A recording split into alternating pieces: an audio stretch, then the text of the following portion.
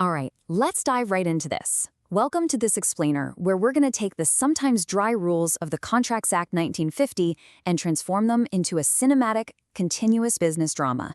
If you're a diploma student gearing up for your finals, go ahead and grab a notebook. We're turning the entire law of agency into an epic whiteboard story to guarantee you absolutely crush that 10-mark direct exam question. Here's our quick roadmap for today. Creating the agency story. Types of fictional agents. Ratification and necessity. Agent duties and rights. Terminating the agency. And finally, the final exam recap.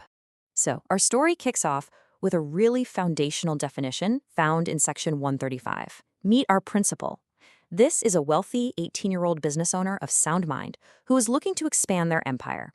But they can't do it alone, right? They need an agent, our energetic hero, to go out into the market and negotiate with a third party, which in our story is made up of a buyer and a seller. The principal sits at the top, but the agent? They're the crucial bridge actually making the deals happen. Let's jump straight into part 1, creating the agency story.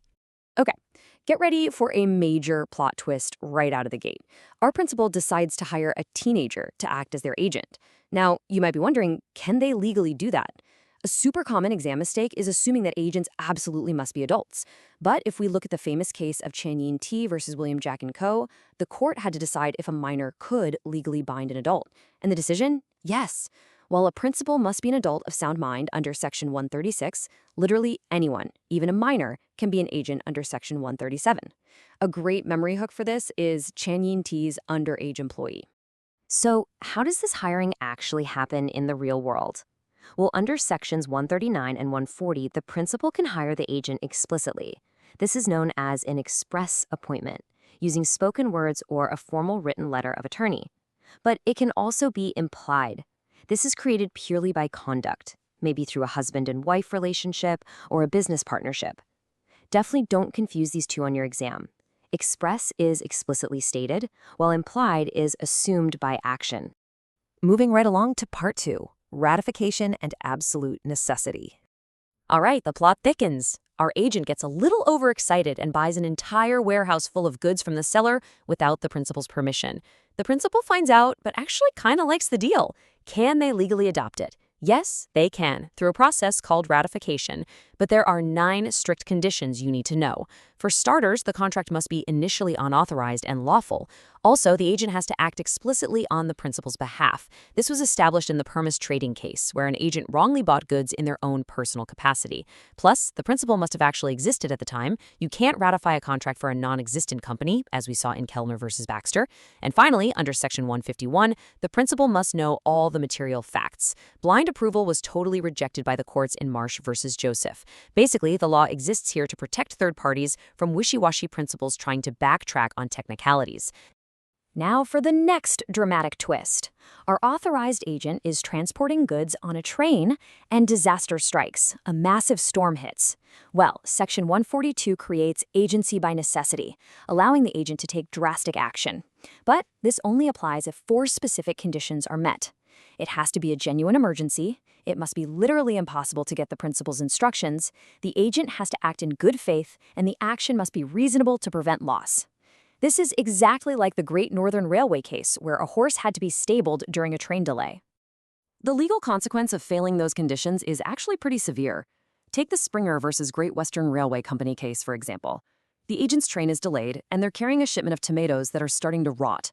But instead of trying to contact the principal, the agent just goes ahead and sells the tomatoes locally. The court decided there was absolutely no agency by necessity here, simply because they didn't even try to communicate. The consequence? The agent is personally liable to the principal for that financial loss. So remember your hook. Rotten tomatoes require a phone call first. Let's look at part 3, types of fictional agents. As this business empire grows, our principal is going to need different kinds of helpers, from general managers to specific auctioneers. A really quick memory trick for your exam is to just map authority from smallest to largest. First up is the special agent. They perform one very specific, narrow task. Moving up the chain, we have the general agent. They handle an ongoing job or a particular kind of business. And sitting right at the very top is the universal agent. They are broadly authorized by the principal to perform absolutely all tasks. Now, what happens when our general agent gets completely overwhelmed with work? They hire an employee, and this brings up a vital legal maxim you need to know. delegatus non postes delegare, meaning an agent cannot delegate. But of course, the law provides exceptions. If the agent hires someone to help them, that person is a subagent under Section 145. This subagent answers to the original agent, who remains fully liable. However, if the agent hires someone but they work directly under the principal's control, they're a substituted agent under Section 147.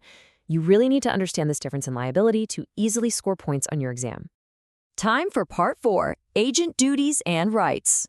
So the business is printing money, but as you might expect, wealth inevitably causes some friction between our principal and our agent. Let's do a head-to-head comparison of their duties. Why does the law even exist here?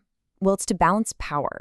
Under Section 164, the agent must obey instructions or they face liability. We saw this in Turpin versus Bilton, where an agent failed to insure a ship and it sank. They also have to use reasonable skill, like disclosing a better financial offer, which happened in Keppel versus Wheeler. And they must furnish proper accounts, just like in Parker versus Mason. In return, the principal's duty is to indemnify or reimburse the agent for lawful acts and for acting in good faith, like in the Tang-Chuk-Sing case. The principal must also compensate them for any injury on the job, as established in the Kyle and Novak case. But then the drama peaks. The agent starts skimming a little extra money on the side. Guys, here is a massive exam tip. Do not confuse Section 170 with Section 169. Section 170 is the agent's legal right to retain money out of sums received to cover their rightful remuneration. That is completely legal. But Section 169, that's taking in illegal secret profit. If an agent does this, under Section 168, the principal can entirely repudiate the contract if material facts were hidden. Which brings us to Part 5, Terminating the Agency Story.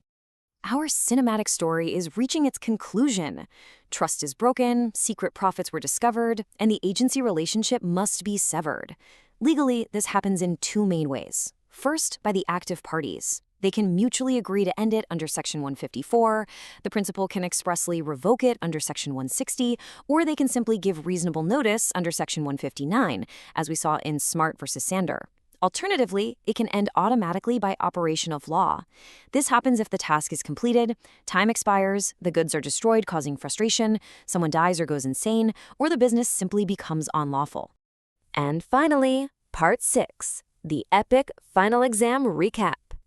Let's pause, zoom out, and transform this entire story into your ultimate 5-minute revision toolkit. Step into our memory palace to really lock this in. I want you to visualize 3 rooms. Room 1 is the birth. This is where you have your Section 135 introductions, capacity rules under Sections 136 and 137, and those 9 strict ratification rules.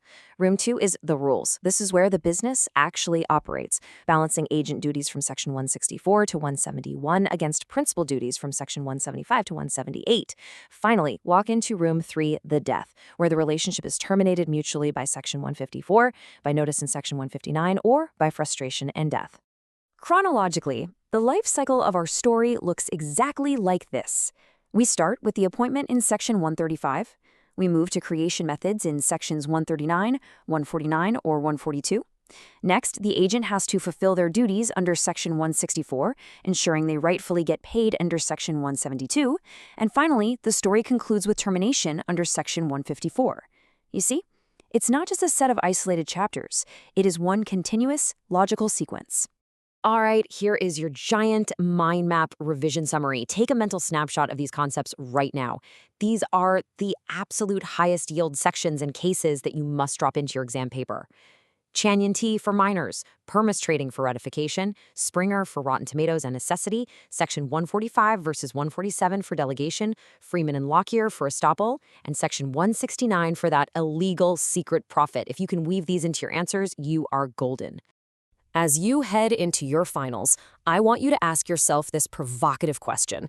If an agent acts out of absolute necessity, honestly trying to do the right thing, but the principal absolutely hates the outcome, who truly bears the cost of the disaster? Think about that balance of power, the duty to indemnify and the strict necessity rules. Mastering that tension is the real key to mastering the law of agency. Good luck on your exams, and I'll catch you in the next explainer.